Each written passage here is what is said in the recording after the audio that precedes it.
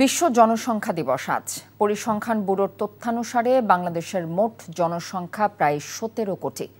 যদিও জাতিসংঘের হিসেবে এর সংখ্যা ২০ কোটির বেশি। তবে বিশাল এই সংখ্যাই হতে পারে সম্ভাবনা। দেশের জনসংখ্যার অর্ধেকের বেশি মানুষ কর্মক্ষম।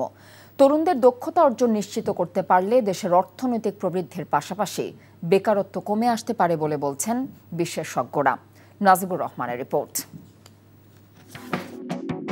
রাজধানী ঢাকায় সরকারি হিসেবে ১ কোটি মানুষের বসবাস, যা বেসরকারি হিসেবে ২ কোটিরও বেশি। ঢাকাসহ দেশের জনসংখ্যা যেভাবে বাড়ছে তাতে কর্মসংস্থান সৃষ্টিতে চ্যালেঞ্জের মুখে বাংলাদেশ। বিবিএসের জরিপ বলছে ২০২৩-২৪ সালে এক বছরের ব্যবধানে দেশে বেকার বেড়েছে ১,৬০,০০০। অথচ ১৭ কোটি জনসংখ্যার এ দেশে অধিকাংশ মানুষ তরুণ ও কর্মক্ষম। প্রায় ৭ কোটি কর্মক্ষম মানুষ ছড়িয়ে আছে দেশের নানা প্রান্তে।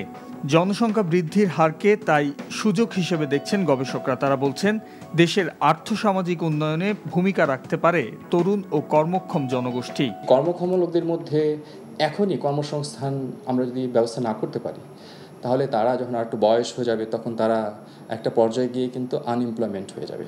তো ফলে আমাদের দ্বিমুখী একটা সমস্যা রয়েছে। বর্ধিত জনসংখ্যার সমস্যা নয়, কিন্তু এই বর্ধিত জনসংখ্যার যে এজেড পপুলেশন, যারা প্রবীণ, সেই সংখ্যাটা যখন বাড়বে তখন তাদেরকে ম্যানেজ করার ব্যাপারে যে আমাদের যে কৌশলী যে পদক্ষেপগুলো, সেগুলো যদি আমরা এখনই না নিই, তখন আমরা সেই ধরনের একটা ভীষণ সংকটে পড়ে যেতে পারি। আমরা যদি এই প্রোগ্রামটাকে নেই যে গভর্নমেন্ট স্পন্সর প্রতি বছর আমার দেশের জন্য প্রয়োজনের উদ্বৃত্ত যে মেধাবী, সেই মেধাবীকে আমি বাইরে পাঠাবো ওয়ার্ল্ড মার্কেটের রিপ্রেজেন্টেটিভ হিসেবে।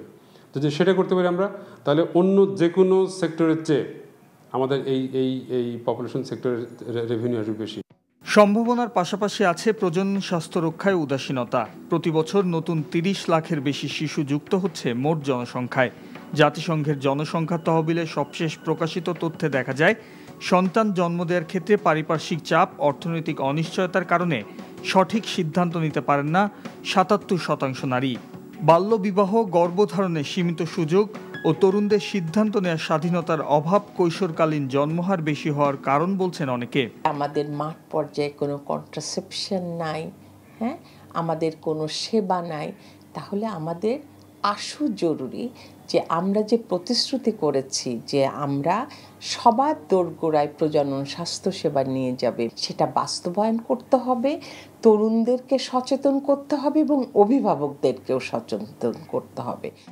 বেসরকারি উন্নয়ন সংস্থাগুলোর মতে, প্রজনন বিষয়ে সিদ্ধান্ত নেওয়ার ক্ষেত্রে একটি স্বাধীন ও মর্যাদাপূর্ণ পরিবেশ গড়ে তুলতে হবে। সেই সাথে জনসংখ্যার প্রবৃদ্ধির সুযোগ কাজে লাগানোর তাগিদও দিচ্ছেন গবেষকরা।